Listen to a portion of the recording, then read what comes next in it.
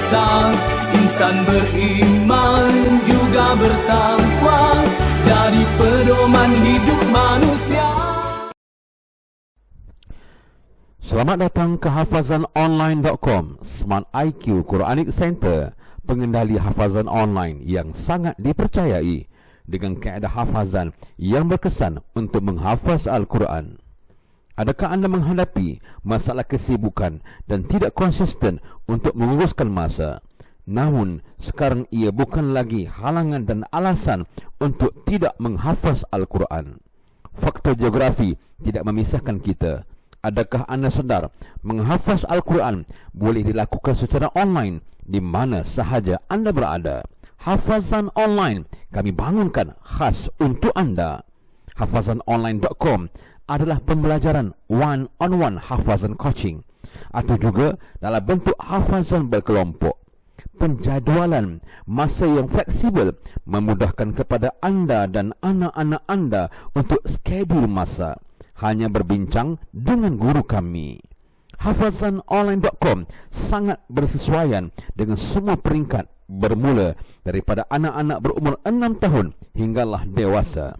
Matlamat kami adalah untuk membangunkan keluarga yang mempunyai anak-anak menghafaz Al-Quran. Tidak kira di mana sahaja anda berada di seluruh negara atau anda berada di luar negara, anda boleh menghafaz Al-Quran bersama kami di hafazanonline.com. Kami sentiasa membantu anda dengan menyediakan online support untuk melahirkan keluarga hufaz dengan aplikasi Telegram channel, WhatsApp group dan Facebook group. Cara untuk menyertai program hafazan online ini sangatlah mudah. Anda hanya perlu melayari laman web kami di hafazanonline.com dan klik pada button kelas percubaan percuma untuk merasai suasana hafazan Al-Quran secara online. Selepas tamat kelas hafazan percuma, anda boleh memilih untuk meneruskan hafazan online. Tim kami akan sentiasa membantu anda untuk memilih pakej hafazan yang bersesuaian. Tim hafazan online akan membantu anda menyusun jadual yang sesuai dengan anda bersama dengan tenaga pengajar kami. Hafazanonline.com, peneraju hafazan online nombor 1 di Malaysia. Kami sangat excited untuk bertemu dengan anda. Layari www.hafazanonline.com. Ya Allah, lindungi hamba yang mengharapkan sinar-Mu, berkatkan bumi ini agar makmur dan selamat. Satukan umat teguh agama di bawah naungan yang Maha Esa. Insan beriman juga bertakwa, jadi pedoman hidup manusia. Satukan umat teguh agama di bawah naungan yang Maha Esa. Insan beriman juga bertakwa, jadi pedoman hidup manusia. Ya Allah, lindungi hamba yang mengharapkan sinar-Mu, berkatkan bumi ini agar makmur dan selamat. Satukan umat teguh agama di bawah naungan yang Maha Esa.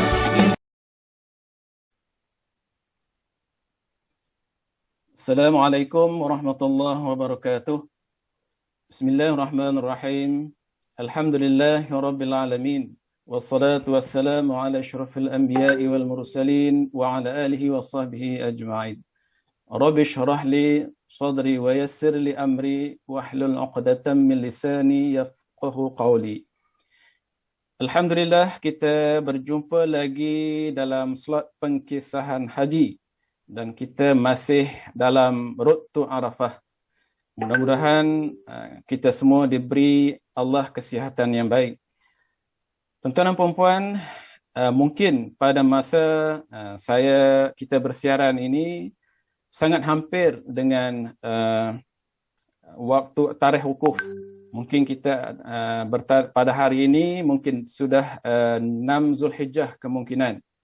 Bermakna jika 6 Zulhijjah pada hari ini, kita sudah hampir dengan wukuf, iaitu 3 hari daripada tarikh hari ini. Jadi tuan-tuan, pada masa inilah diandaikan jika ada haji di Tanah Suci pada tahun ini, pada tarikh dan masa ini, sudah tentulah boleh kata semua jemaah haji negara kita telah berada di Tanah Suci Mekah. Malah bukan sahaja jemaah haji kita, kota raya Mekah ini sudah semakin ramai dengan kesesakan jemaah haji di jalan raya dan sebagainya. Lebih-lebih lagi jemaah haji Masjidil Haram akan ramai dan sesak dengan jemaah haji pada ketika dan masa ini. Tuan-tuan dan puan-puan, jikalah kita, jika tuan-tuan telah melaksanakan haji pada masa tuan-tuan di Tanah Suci, dan mungkin juga satu masa terdekat atau pada bila masa selepas ini, tahun-tahun yang selepas ini, kita bakal berada di Tanah Suci pada bulan-bulan Zulhijjah, maka tuan-tuan pada ketika itu, sama ada tuan-tuan pernah berada di sana, tuan-tuan adalah orang-orang yang sangat bertuah. Kita adalah orang yang sangat bertuah andainya kita dapat jejak kaki di Tanah Suci untuk menunaikan fardu haji. Oleh itu, bila mana kita berada di Tanah Suci, diizinkan Allah untuk mengerjakan haji pada tahun itu, kita, ya Allah, wajib bersyukur kerana kita telah berada di Tanah Suci untuk menunaikan fardu haji. Kerana apa? Tuan-tuan, kita masih ingat, saya masih ingat, dulu-dulu bila mana kita sukar untuk mendapat rezeki, membolehkan kita pergi tunai haji. Sedangkan pada masa kita susah mencari rezeki, mudah kita untuk pergi menunaikan fardu haji. Kerana pada ketika itu, tidak ada kota jemaah haji.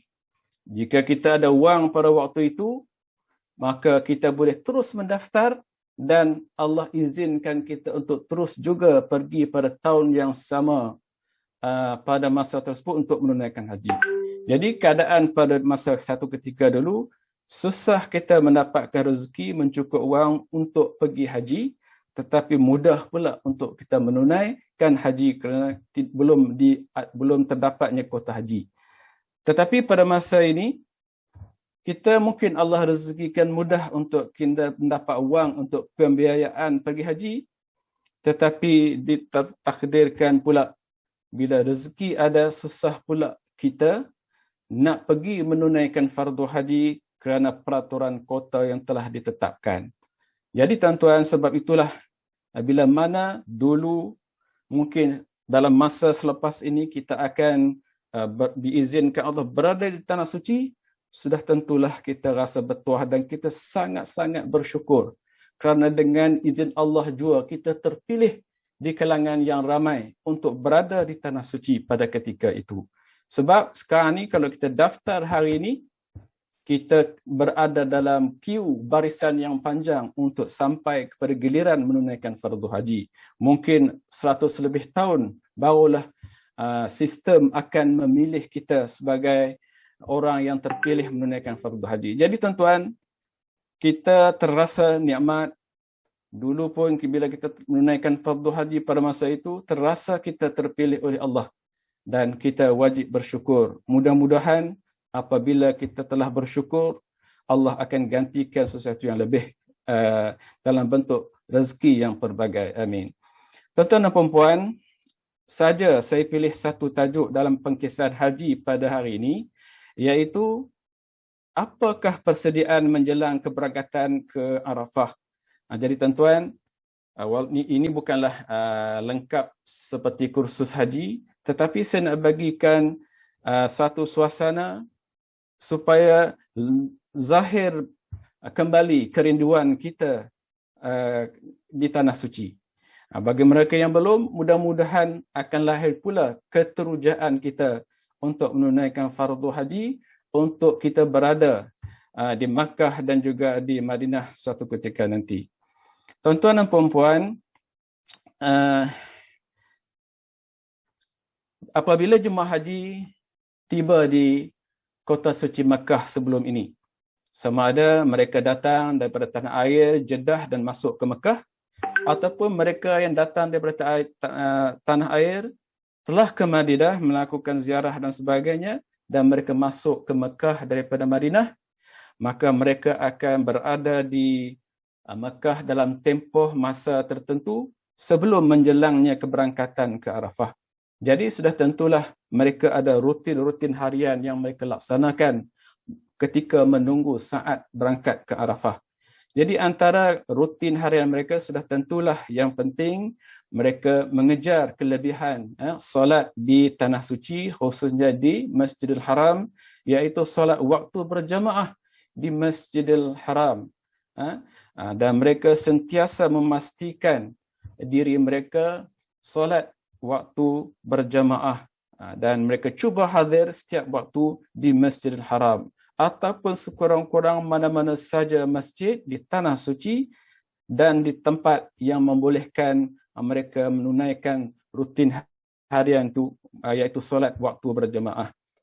Dan sudah tentulah bagi mereka yang masuk ke Mekah sebelum ini dengan melaksanakan umrah, dan untuk iaitu seperti mana mereka melaksanakan haji tamatuk. Jadi mereka yang memilih melaksanakan haji tamatuk, masuknya mereka ke Mekah dahulu ialah dengan mengerjakan umrah. Jadi pada masa ini mereka telah bertahlul dan mereka boleh memilih sebagai rutin hari-hari sebelum menjelang Arafah untuk melaksanakan pula umrah sunat. Umrah sunat. Tapi mereka yang masuk ke Mekah dengan berihram dan niat haji, mereka kekal berihram dan hanya menjaga pantang larang ihram sepanjang mereka berihramlah sebelum keberangkatan ke Arafah. Jadi mereka yang mengerjakan haji tamattu, mereka ada kesempatan dalam hari-hari sebelum berangkat ke Arafah untuk melaksanakan umrah sunat dengan pergi ke miqat. Tak kira sama ada pergi ke miqat di luar Tanah Haram, sama ada di Tan'im atau miqat di Ja'ranah dan sebagainya. Dan mereka laksanakanlah sekadar apa yang mereka mampu sebelum mereka berangkat ke Arafah. Kemudian dalam tempoh menunggu saat keberangkatan ke Arafah lagi sebagai rutin hidup mereka sebelum berangkat ke Arafah, ialah mereka perlu hadir dalam ceramah-ceramah dan talimat-talimat yang dianjurkan oleh tabung haji. Termasuklah ceramah, peringatan-peringatan dan ulang kaji tentang ibadah haji, dan juga talimat-talimat yang berkaitan dengan pengurusan haji yang akan disampaikan oleh guru agama tabung haji dan juga petugas-petugas tabung haji. Jadi tuan-tuan, jemaah haji memang diwajibkan hadir. Tuan-tuan, kalau ditakdirkan satu masa, anggapkan hadir dalam ceramah-ceramah ini sangat penting untuk mendengar pesan-pesanan dan peringatan tentang ibadah haji dan pengurusan haji kita. Kemudian dalam tempoh sebelum Arafah ini juga, ialah tuan-tuan berkesempatan untuk melakukan ziarah sekitar Mekah. Jadi macam di Madinah, ada program ziarah, tetapi program ziarah di Madinah itu adalah program yang telah termasuk dalam program haji dan termasuk dalam belanja haji kita, wang belanja haji kita. Tetapi jika anda ingin menyertai ziarah sekitar Mekah, tuan-tuan boleh pergi ke kaunter syarikat yang mengendalikan ziarah Mekah ini yang diuruskan oleh pihak muassasah. Tuan-tuan beri sedikit bayaran dan boleh sertai ziarah sekitar Mekah supaya tuan-tuan sebelum ke Arafah, tuan-tuan boleh pergi melihat keadaan di Arafah, keadaan di Mina, juga mungkin selepas itu berpeluang untuk melawat museum dan sebagainya. Itu aktiviti kalau tuan-tuan pernah ke Tanah Suci, itulah yang tuan-tuan himbau kenangan ziarah Mekah sebelum pergi ke Arafah. Kemudian tuan-tuan, yang penting saya nak sentuh bagi tahu tentang makan minum. Saya masih ingat di mana ketika jemaah haji bila pergi menunaikan fardu haji, mereka perlu memasak ataupun mendapatkan makanan sendiri bila menunaikan fardu haji. Maknanya apabila mereka sampai di Mekah ataupun di Madinah, mereka perlu berbekalkan, perlu ada dapur untuk memasak, peralatan, dan juga hampir hari-hari mereka perlu mendapatkan bahan mentah untuk masak dan makan. Sama ada sebilik atau pasangan suami isteri masak. Tetapi bila mana tabung haji melihat tujuan utama jemaah haji ini ke Tanah Suci ialah untuk beribadah, masa yang mereka ada banyak boleh ditumpukan kepada ibadah, maka tabung haji pun mengambil inisiatif untuk menyediakan sajian makan minum kepada jemaah haji tanpa jemaah haji perlu memasak di tempat atau penginapan mereka. Jadi kalau tak silap saya, mulai tahun 1989 jemaah haji tak perlu masak, cuma tabung haji menyediakan pack food, makanan selama untuk makan tengah hari dan makan malam. Sedangkan waktu sarapan, tabung haji menyediakan kemudahan untuk membuat air. Jadi dengan inisiatif ini, dengan perkhidmatan yang disediakan ini, maka banyaklah kesempatan jemaah haji untuk masanya digunakan untuk beribadat. Jadi itu sedikit sejarah tentang sajian makan minum jemaah haji. Jadi sudah tentulah tabung haji berunding dengan pihak caterer di Tanah Suci agar mereka menggajikan tukang-tukang masak Malaysia dan menyediakan menu-menu yang mengikut selera jemaah haji kita lah.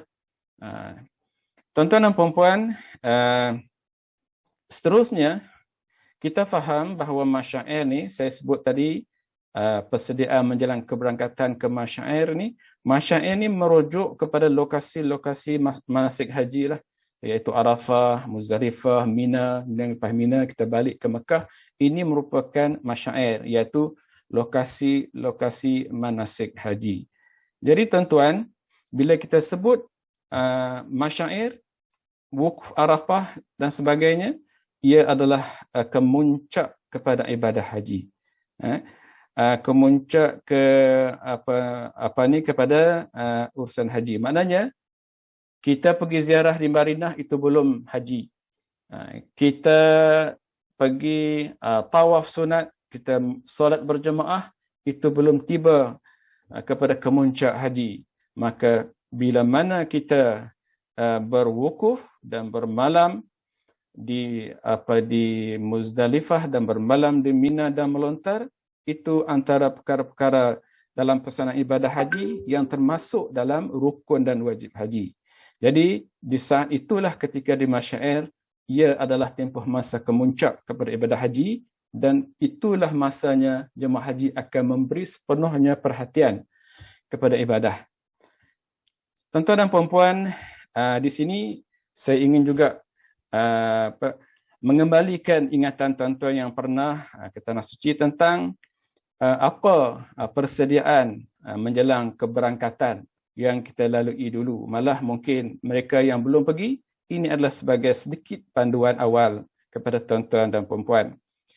Yang pertama, menjelang berapa hari sahaja lagi keberangkatan kita ke Arafah, kita perlu cuba kita wajibkan pada diri kita untuk hadir dalam program khas tentang masyair. Jadi kita namakan biasanya ialah taklimat masyair ataupun taklimat tentang Arafah dan Mina. Sama ada ia berkaitan dengan ibadah yang akan disampaikan oleh Ustaz guru agama tabung haji, atau ia berkaitan dengan pengurusan semasa di masyair nanti, semasa di Arafah, semasa di Muzdalifah dan Mina, serta kembali balik ke Mekah nanti. Jadi taklimat ini seboleh-bolehnya kita seru pada jemaah haji pada ketika itu supaya hadir, supaya jemaah haji ini tidak terlepas daripada mendapat maklumat-maklumat dan peringatan-peringatan penting tentang operasi, kerana kita faham ini adalah kemuncaknya. Jadi kemudian itu yang penting, peringatan penting. Satu, kita kena hadir program taklimat masyair. Dan yang kedua, kita berpesan juga kepada jemaah haji, ketika anda masih ingat pada ketika itu, ataupun panduan kepada mereka yang belum pergi, kita minta jemaah haji dalam tempoh yang kritikal sebelum pergi ke Arafah ini, supaya mereka betul-betul rehat, simpan tenaga, orang kata. Maklumlah, ada di antara kita yang sudah lama berada di Tanah Suci, berada lama di Saudi, dan kita ada yang baru sampai. Tenaga itu penting, kerana itulah tujuan dan matlamat menggunakan tenaga yang kita yang ada untuk berada di lokasi-lokasi masyair nanti. Jadi untuk itu kita nak simpan keluarga, maknanya kita janganlah terlalu terdedah diri kita dengan panas, ataupun kita saja-saja berjalan jauh. Dan waktu itu juga kita pertimbangkan kemampuan kita untuk berjalan kaki ulang-alik ke masjid. Kita boleh, kalau tidak pergi ke masjid, mungkin sebabkan kita terdedah panas dan akan boleh menjejas kesihatan, kita boleh pilihan yang lain, berjemaah di masjid yang lebih berdekatan atau di mana dewan-dewan yang disediakan sebagai musalla. Pada ketika itu, hanya tinggal beberapa hari sahaja untuk ke Arafah, kita jaga rehat untuk kita simpan tenaga kita. Kemudian tuan-tuan, kita selalu berpesan kepada jemaah haji di saat-saat ini, iaitu tidak keluar tanpa ada tujuan yang penting. Misalnya, teringat nak pergi tengok kawan atau saudara kita di maktab yang lain, di rumah yang lain, terpaksa mendedahkan diri kita dengan panas terik dan juga berjalan jauh. Konon nak cari, ataupun kita keluar-keluar nak cari barang, nak shopping, saat nak pergi Arafah, kita lupakan dulu saat yang penting ini, kerana tumpuan kita ialah kita nak pergi ke Padang Arafah. Kalau boleh, kita tangguh dululah nak beli-beli, nak jumpa kawan ini, kerana kita sebutkan tadi, kita nak fokus kepada ibadah tawaf nanti, dan juga pelaksanaan rukun dan wajib haji yang lain. Kemudian bagi mereka yang melaksanakan umrah sunat, mungkin dalam saat beberapa hari saja lagi nak pergi ke Arafah ini, kita tangguh dulu. Umrah sunat kita, kerana sudah tentulah bila kita melaksanakan umrah sunat, kita terpaksa tenaga kita juga digunakan untuk ke Tan'im, untuk ke Ja'ranah dan sebagainya, dan balik kita terpaksa berpusu-pusu juga untuk tawaf dan sebagainya, yang akhirnya kita akan hilang tenaga dan juga tumpuan kita untuk melaksanakan ibadah haji yang lain. Dan satu lagi, pada masa ini, pada saat sebelum kita akan berangkat ke Arafah juga, kita tengoklah kalau kita rasa tak sedap badan, kita rasa sakit, batuk, demam dan sebagainya, maka cepat-cepatlah kita mendapat rawatan, pergi ke klinik. Itulah di antara gambaran yang saya berikan bagaimana kita mengurus jemaah haji supaya mereka faham, tahu untuk menyesuaikan diri mereka di saat-saat kita berwukuf di Arafah. Kemudian tuan-tuan, saya masih ingat sebelum kita berangkat ke Arafah ini ialah satu lagi persediaan yang penting. Kita selalu ingatkan pada diri kita juga dan juga semua jemaah haji, iaitu kita melakukan persiapan minda kita. Fikiran dan minda kita juga kena disiapkan. Apa dia? Yang pertama, sudah tentulah sebelum saat kita berangkat ke Arafah ini, kita telah menghayati kelebihan berwukuf di Arafah dan juga ibadat-ibadat yang lain semasa kita masyair. Mungkin masa kursus kita telah faham kelebihan Arafah di Muzdalifah dan Mina. Kita menghayati sungguh-sungguh, dan saat keberangkatan ini lebih-lebih lagi kita perlu faham dan menghayati kelebihan wukuf dan ibadah-ibadah yang lain di masyair, kerana bila kita berada di sana, kita tidak akan mensia-siakan masa kita ketika berada, kerana kita tahu di situlah kelebihan yang pelbagai yang banyak, misalnya di Arafah, ketika di Muzdalifah dan juga di Mina. Maka kita gunakan kesempatan. Kita mesti ingat bahawa mungkin ini kesempatan yang terakhir. Kita tak pasti pada masa akan datang adakah Allah akan memberi kesempatan kita sekali lagi seperti ini. Jadi kita kena minda kita kena hayati kelebihan ini. Yang kedua, berkaitan juga tentang persediaan minda, iaitu kita kena bagi gambaran dalam pemikiran kita bahawa kita akan ada cabaran. Kita akan ada dugaan, kadang-kadang ringan, kadang-kadang berat, ataupun kadang-kadang mencabar dari segi minda perasaan kita. Contohnya, kita mungkin dalam menunggu bas, tiba-tiba berlaku kelewatan menunggu bas. Maklumlah, sebab lalu lintas yang sangat sesak ketika itu. Tuan-tuan boleh bayangkan, bukan puluhan ribu jemaah haji bergerak ke Arafah pada waktu itu, tetapi jutaan jemaah haji dalam waktu yang hampir sama akan bergerak ke Arafah dengan menaiki bas dan kereta. Jadi sudah tentulah perjalanannya kemungkinan pada satu-satu masa berlaku kelewatan. Jadi kita set dalam minda kita akan hadapi lama menunggu ini. Alhamdulillah, kadang-kadang kita faham tentang keadaan tersebut jika berlaku. Kadang-kadang Allah permudahkan urusan kita melaksanakan perjalanan masa-masa itu dengan baik dan lancar. Itu kita syukur, tetapi apa yang cuba kita sebut ialah persediaan minda kita jika berlaku kelewatan ataupun lama kita menunggu. Dan sudah tentulah kita bila di tempoh masa ini juga kita akan alami keletihan. Maklumlah, kita naik bas, turun bas, kita beribadah, kita berkeadaan dan keadaan yang cuacanya macam-macam, dan mungkin akan menyumbang kepada kesihatan kita. Mungkin kita rasa letih, dan itu juga adalah cabaran yang kita siap awal-awal. Kemungkinan kita ada keletihan, akan letih. Tapi kita jagalah diri kita masing-masing dengan sebaik mungkin. Kemudian sudah pasti dalam minda kita mesti ingat, kita sudah datang ke Madinah dulu. Kita tinggal di penginapan yang agak selesa, di hotel dan sebagainya. Kita mudah untuk makan dan minum yang disediakan. Begitu juga bila kita di Mekah, kita berada di bilik-bilik penginapan yang jauh lebih selesa. Berbanding nanti bila kita berkhemah di Arafah ataupun di Mina, sudah tentulah keselesaannya tak sama dengan semasa kita berada di Mekah dan Madinah. Kita hanya berkhemah. Jadi, kita kena faham awal keselesaan di Arafah Mina berbeza dengan di Mekah dan di Madinah. Kita tahu dan kita lebih bersedia.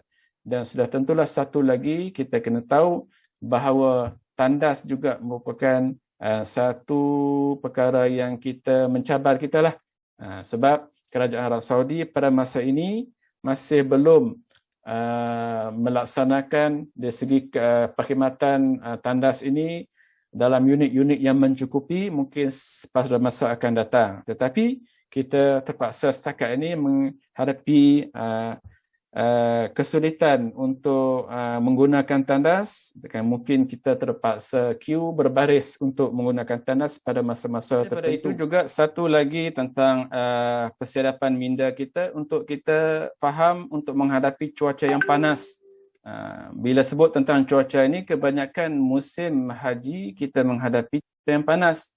Katalah kita jika ditakdirkan tahun ini ada haji, sudah tentu sekarang ini juga adalah musim panas bagi musim haji tahun.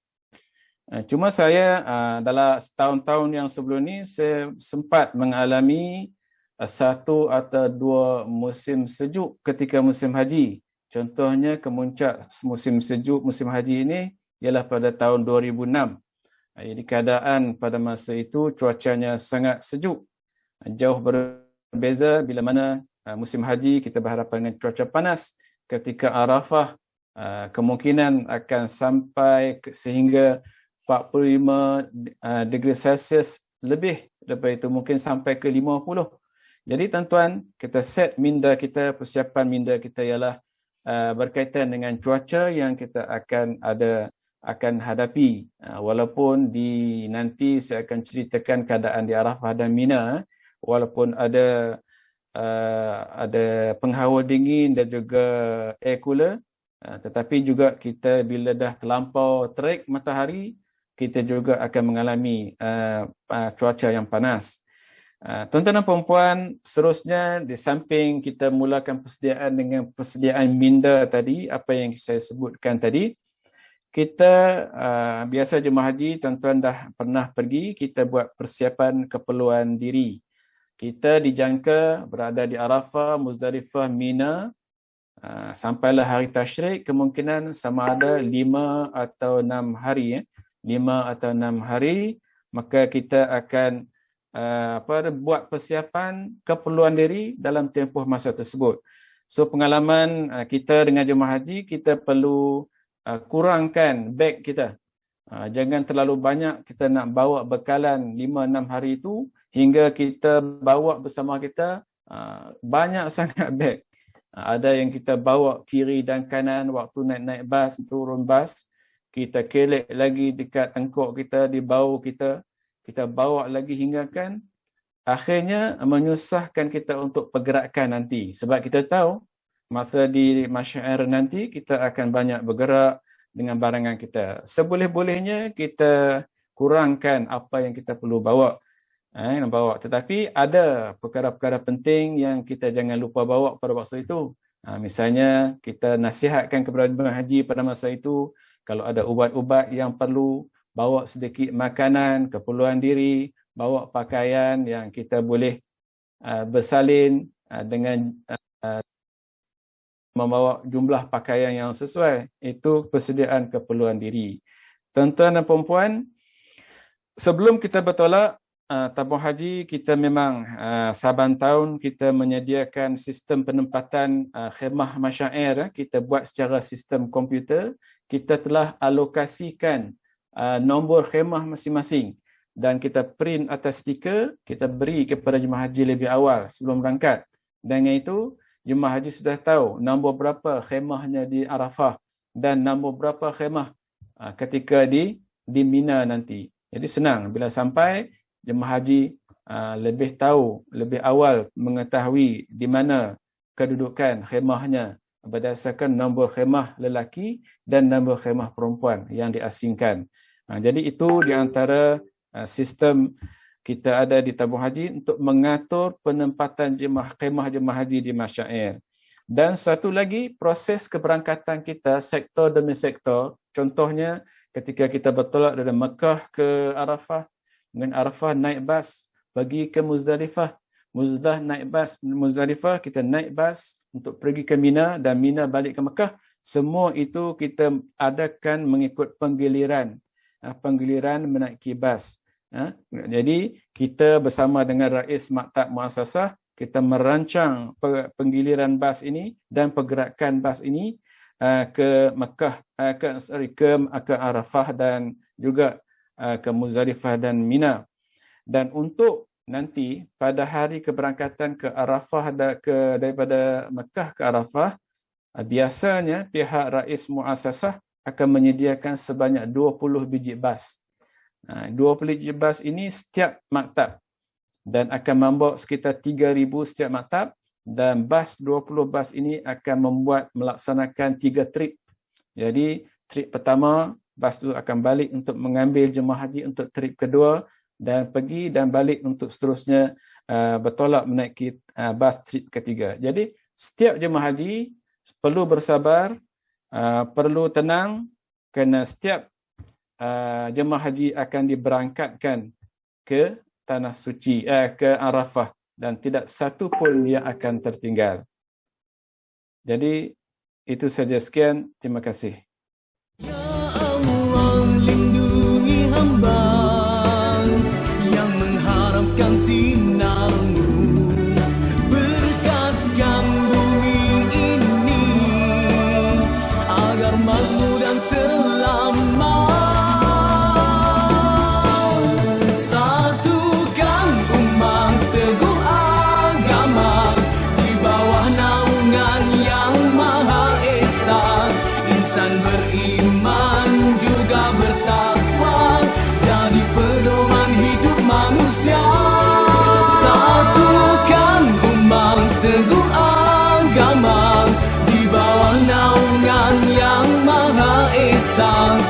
Insan beriman juga bertakwa, jadi pedoman hidup manusia.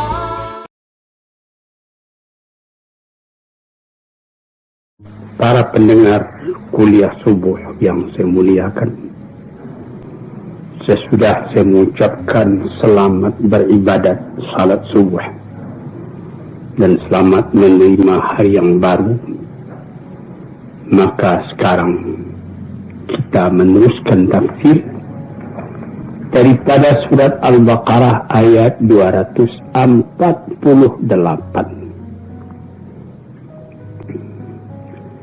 A'udzu billahi minasyaitonir rajim.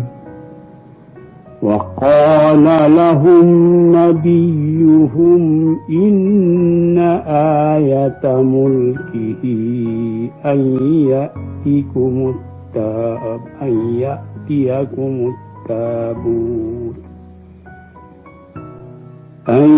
يأتيكم التابوت فيه سكينة من ربكم وبقية مما ترك آل موسى وآل هارون تحمله الملائكة إن في ذلك لآية لكم إن كنتم مؤمنين. Di ayat yang telah terdahulu yang telah kita tafsirkan, yaitu tentang keinginan mempunyai raja yang akan dapat memimpin mereka di medan perang. Lalu diutus Tuhan seorang raja namanya Talut. Tapi ada lagi kritik, ada lagi rasa tidak setuju daripada rakyat Bani Israel itu. Mengapa Talut, seorang miskin yang akan diangkat jadi raja? Anna yakunu lahul mulk alaina. Bagaimana caranya mereka akan menjadi penguasa kepada kami, menjadi raja kami? Padahal kami nahnu ahqqu bil mulki minhu. Kami lebih berhak menjadi raja dari dia. Mengapa? Kami kaya, padahal dia tidak punya apa-apa. Dia tidak ada uang, dia tidak ada harta. Lalu dijawab oleh Nabi mereka itu.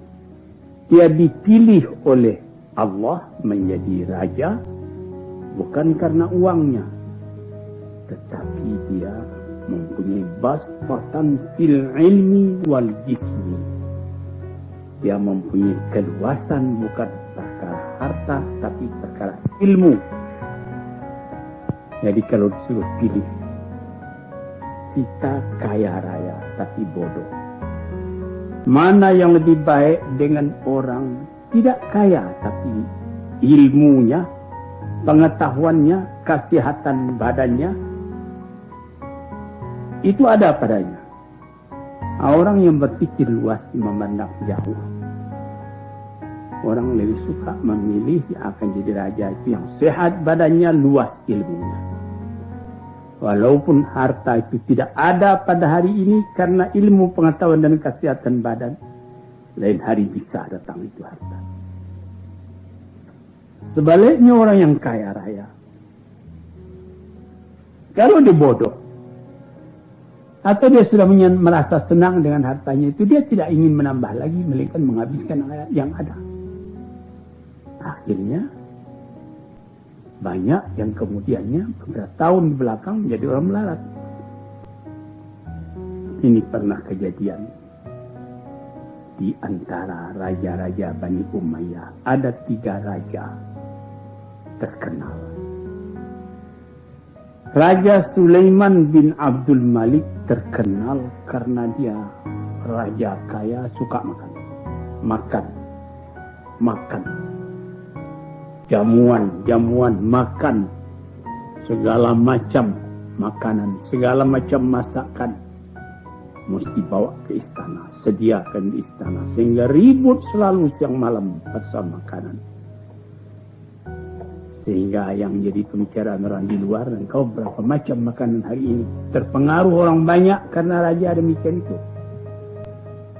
Kemudian itu Raja Sulaiman bin Abdul Malik mati karena terlalu kenyang. Dia makan bebek, makan itik 8 ekor satu hari. Kita yang biasa ini 1 ekor pun tak habis, dia sampai 8 ekor. Mati karena terlalu kenyang. Ada lagi hari apa itu namanya, raja yang lain, yaitu tadi Sulaiman bin Abdul Malik, yang satu lagi Hisham bin Abdul Malik. Ini Hisham bagaimana? Itu model-model pakaian saja, berganti 4-5 kali satu hari, macam-macam saja model. Di mana saja model pakaian yang ada di Tiongkok, di Hindia, di mana pesan, sediakan buat beliau. Sehingga ketika dia naik haji ke Mekah, entah berapa puluh, 20-30 ekor unta untuk spesial membawa pakaian beliau saja. Kemudian memerintah pula Umar bin Abdul Aziz. Ini raja tidak kaya. Tidak memikirkan makan sekedarnya. Pakaian sekedarnya lekat di tubuh. Dia tidak mengambil baitul mal untuk kepentingan dirinya sendiri. Akhirnya ya Sulaiman meninggal.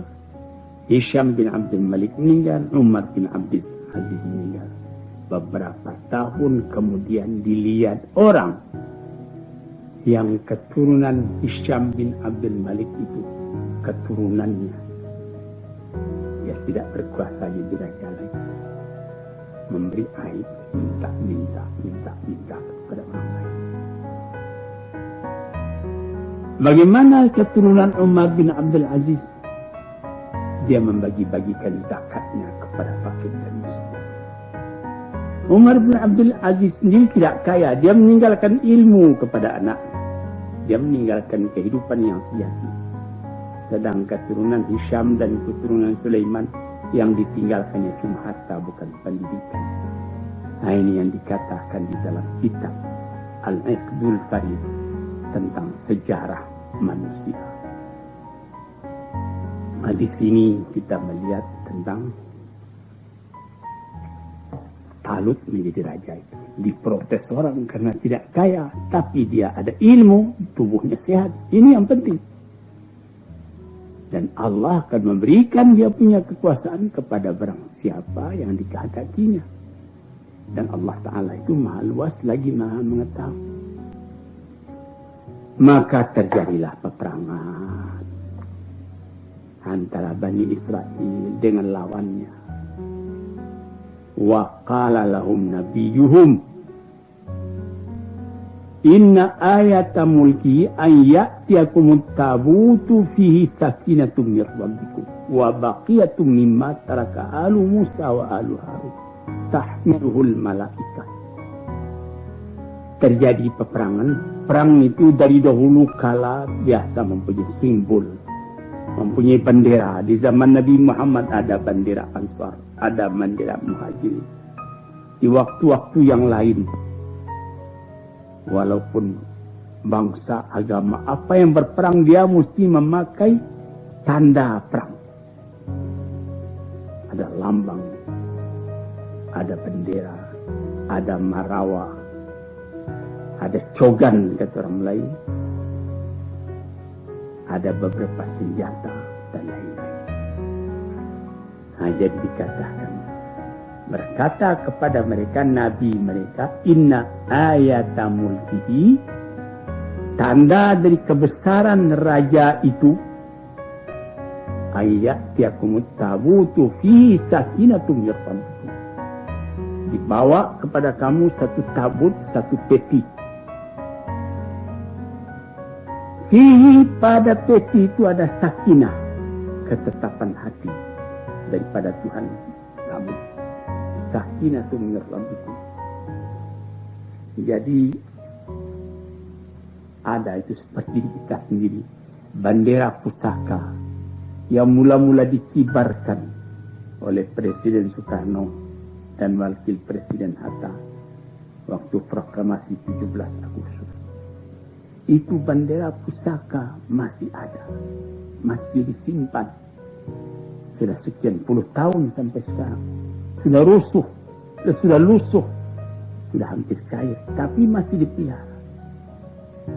Itu seperti ayatul mulki kita itu. Tanda kebesaran. Sesudah Presiden Soekarno, sekarang sudah Presiden Soeharto, bendera pusaka masih tersimpan baik.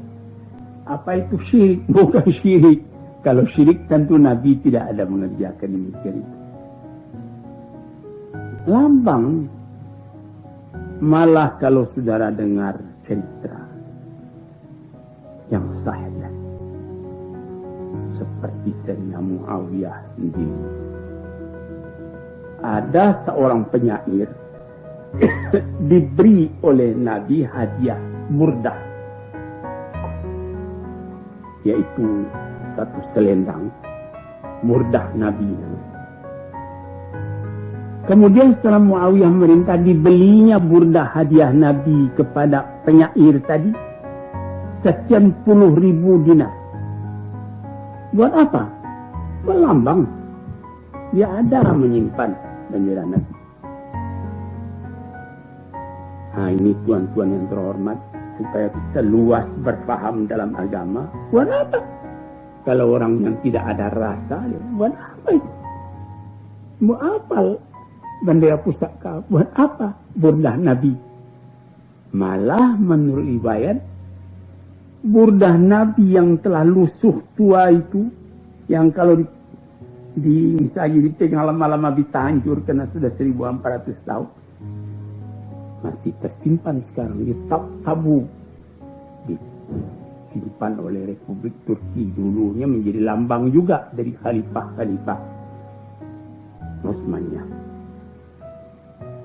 Demikian juga seperti pedang Zulfikar, Sayyidina Umar dan lain-lain. Ada lambang-lambang.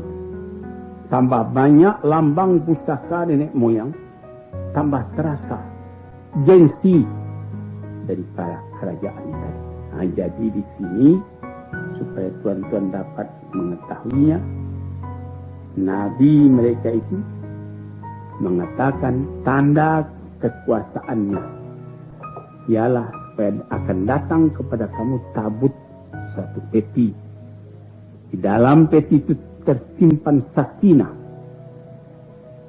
ketentraman hati dari Tuhan. Wabaqiantun, dan sisa daripada apa yang ditinggalkan oleh keluarga Musa dan keluarga Harun.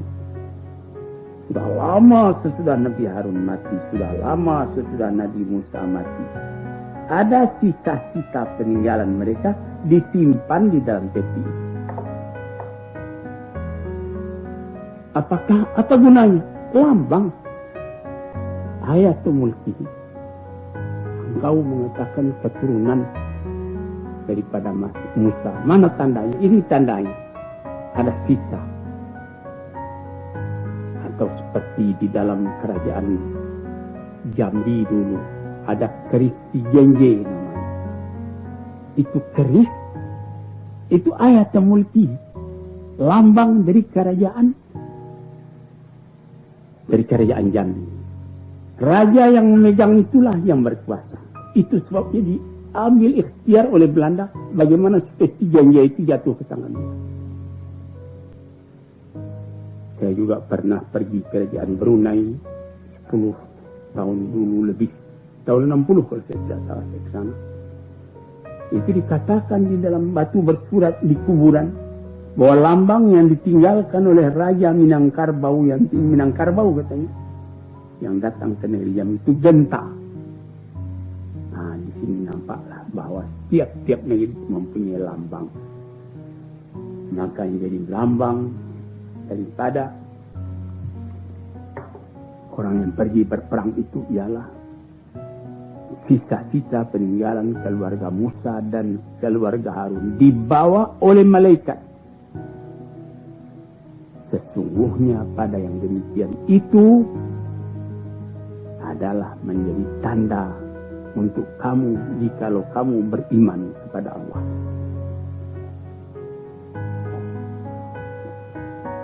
Saudara-saudara yang terhormat, seperti kerajaan Turki yang punya lambang. Apa lambang? Bulan bintang. Kenapa? Katanya ada satu cerita saya baca. Itu kalau di hari jernih, langit terang, cuaca baik, itu bulan bintang kelihatan dekat. Tapi musuh-musuh katanya mendekatinya. Tambah lama, tambah tidak bisa dicapai. Kelihatan dia tambah dekat. Padahal jauhnya sekian juga.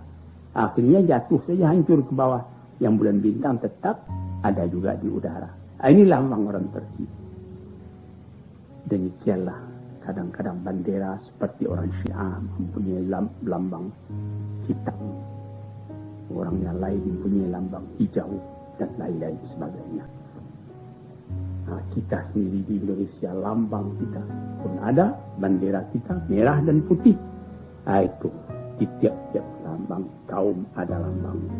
Maka di waktu berperangnya Raja Talut tadi, dia mempunyai lambang itu.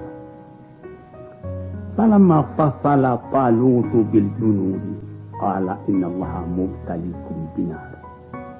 Setelah Talut memegang atau memimpin peperangan, membagi-bagi tentaranya, yang sayap kanan, sayap kiri, yang penempur tengah dan lain-lain sebagainya, diberi ingat, kalian nanti akan berperang dengan musuh. Di tengah jalan kalian akan bertemu dengan satu batang air, sungai. Menurut keterangannya itu sungai Yordan yang terkenal. Faman syariba minhu falaysa minni. Barang siapa yang minum dari air itu tidak golonganku. Wa man lam yat'amhu fa innahu minni. Barang siapa yang bisa menahan hati, dia tidak bisa minum di situ, itulah yang tenteraku.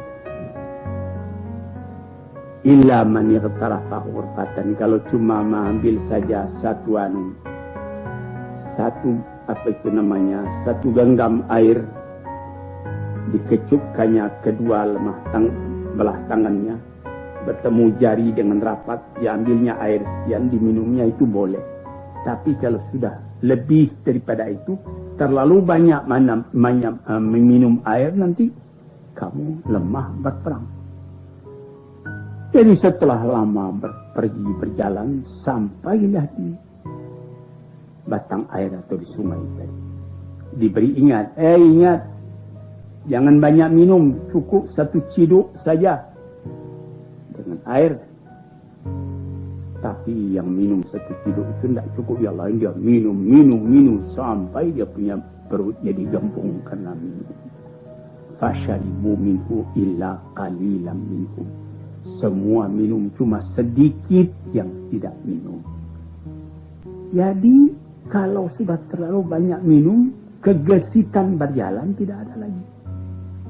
Kalau sedikit saja bisa kuat, tapi kalau sudah tak minum karena panas, airnya dingin, dihantam, lemah badan. Setelah lepas dari tempat minum itu, falamma jawazahu huwa walladina amanu ma'hu. Setelah lepas dari tempat itu, Nabi dan bersama dengan orang-orang yang beriman itu, qalu la taqata lana al-yawma bijalut wa junud. Ini kita sudah capek ini.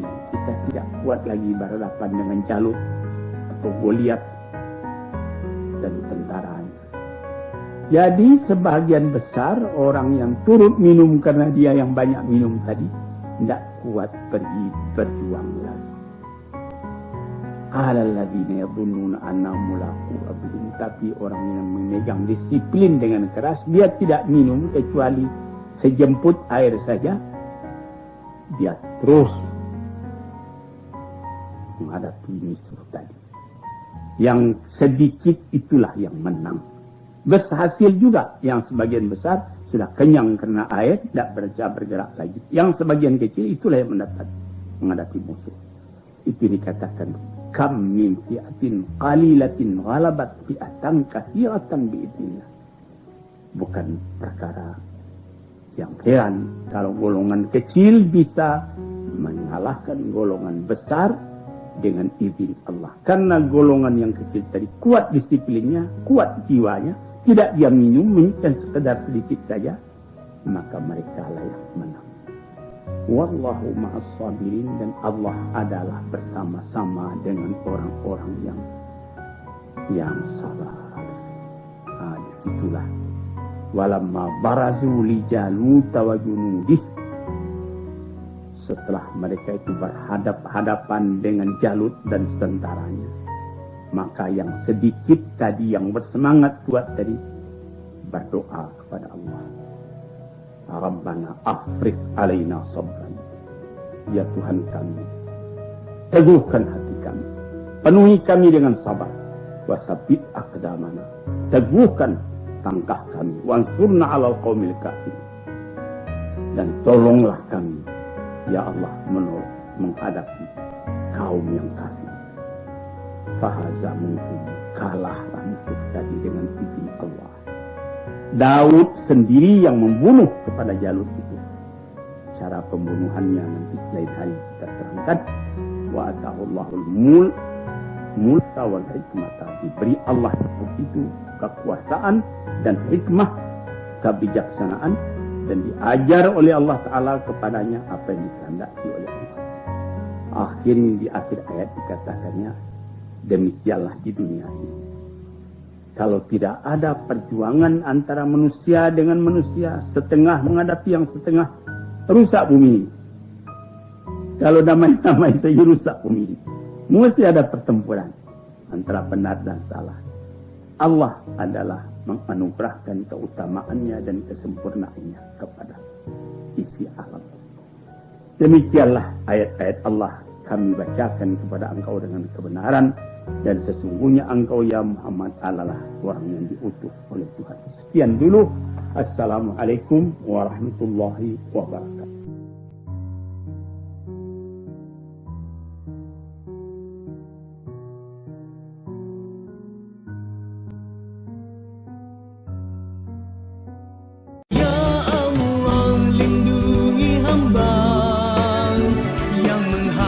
Sinar-Mu, berkatkan bumi ini agar makmur dan